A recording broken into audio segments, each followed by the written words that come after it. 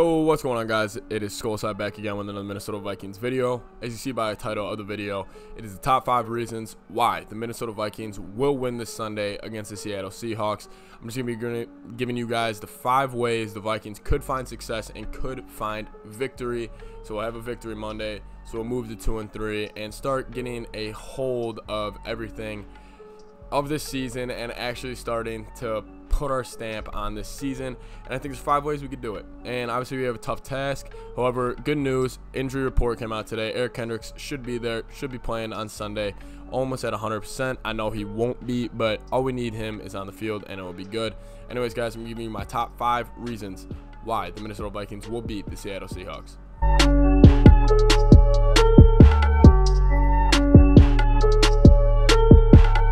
Starting off with number 1, I'm gonna just drop a bomb for the first reason. That's Kirk-tober, Kirk Cousins. We all know what Kirk-tober is. We saw it last year. Vikings started the season 2-2. Kirk rips off 4 in a row in October. Kirk Cousins 8-1 in October as their starting quarterback for the Minnesota Vikings. Puts up unreal numbers, and he is just fantastic during October for us. And guess what? This game Sunday night, it's in October. So I know it's a little hypothetical. I know it's a little like not X's and O's. It's just based off track record. However, Kirk Cousins, he dominates the month of October, and we're going to need one more out of him. We're going to need another big game. We're going to need him to play well, and I think he can. He's going to get his chances with Thielen and Jefferson. It just depends if he takes them, and I think that's what it comes down to, because he's shown he can throw a really nice ball. It's not that he doesn't throw a good ball. It's not that he doesn't have the mechanics. It's not that. It's just a mentality. And I want him to come in there with a gunslinger mentality, kind of an old school Brett Favre type of thing. Like, I don't care if I throw for 3 picks. I'm letting my guys go make a play. He can't be afraid to beat himself. He can't be afraid to be the reason we lose, because he needs to be the reason we win. And I think Kirk Cousins, he'll have a good game, and that will be the number 1 reason why the Minnesota Vikings win this Sunday, and it's because of Kirk-tober. All right, the second reason, Dantzler makes DK uncomfortable. Dantzler with his length, he's 6'1", 6'1.5", 185 pounds. He's a little guy.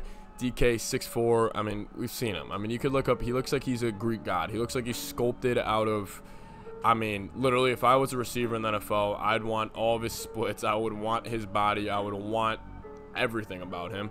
And we got Dantzler. He's a little skinny guy, but however, his length can make it difficult.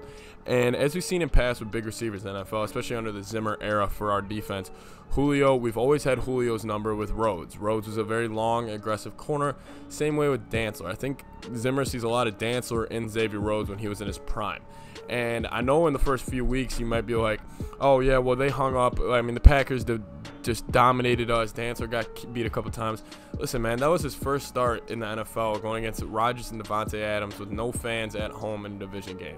I know you can't make excuses, but you can see improvement, and that's where he started. It's been getting better every single week. He had a hell of a week last week in Houston, and I think if he uses his length and Zimmer puts him in right positions, he can make a play this weekend, whether it be getting a huge deflection on a 3rd down.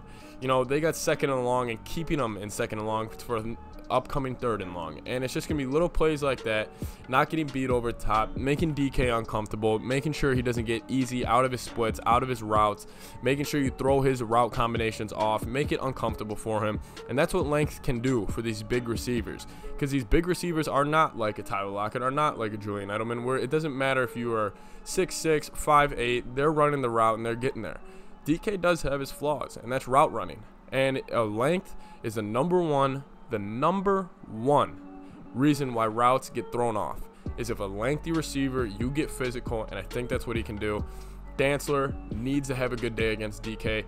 DK can still put up his numbers. He'll still do that, but Dantzler just needs to hold his own and make it uncomfortable for DK Metcalf on Sunday, and the Vikings will have a chance to win.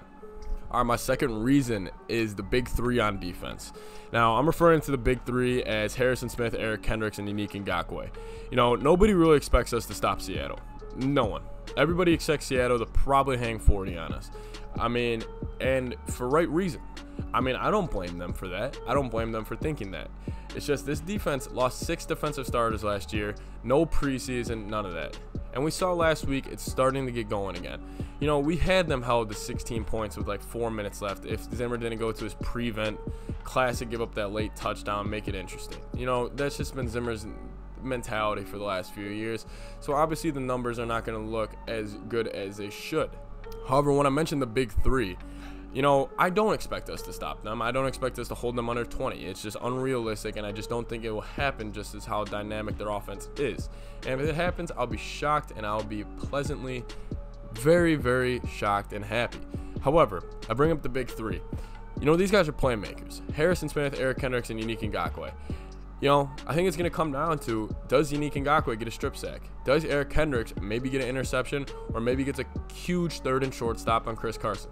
Does Harrison Smith get an interception, or do they blitz him and he gets a huge sack? Is he flying around? It's just going to come down to a couple plays on a couple key third downs. And an interesting stat for the Minnesota Vikings. You know, you can say what you want about their defense last year, or this whole year, and you know, it hasn't been great. It hasn't been what Zimmer's Hellfire defense has been in the past. However, there's been one thing that's kind of stuck, and that's that third down defense. And it's second in the league at 31.9%.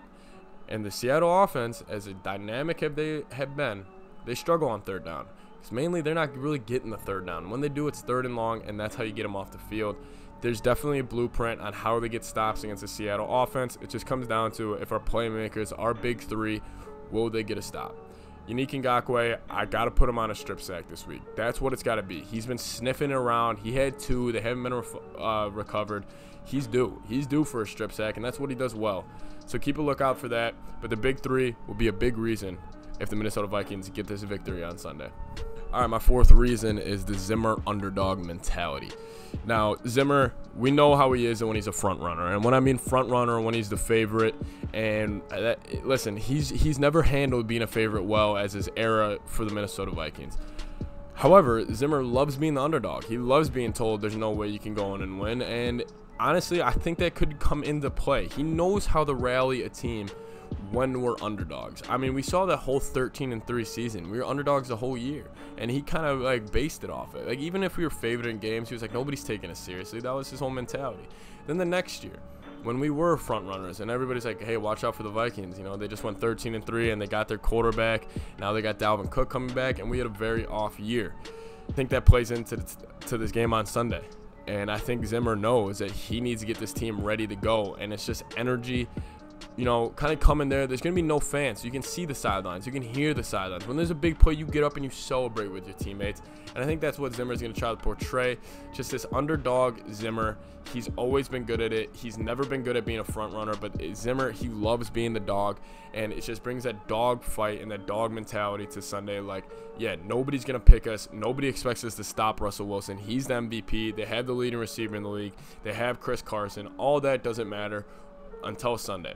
Until you step in between those lines, it doesn't matter who you are. He's just a quarterback. He's just a receiver.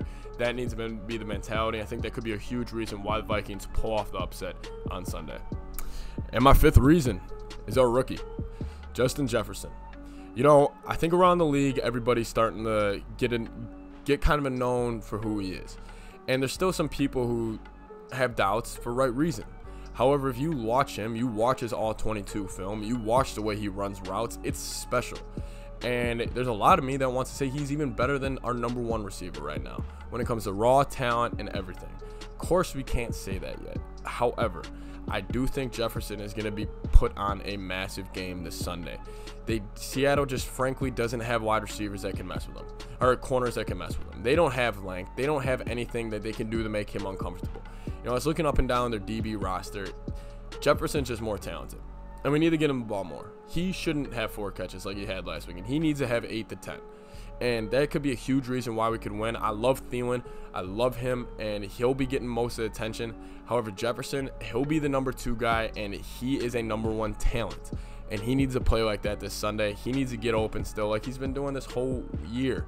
You know, PFF, you can have their thoughts on them, but when it comes to receivers, they've been pretty spot on. And he's rated number 1 so far.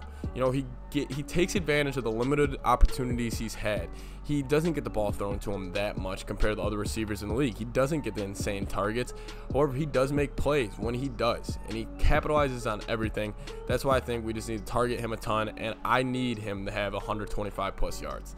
That would be massive on the big spotlight. No, you know, he's not a household name, but this is his chance. Sunday Night Football, let it be known.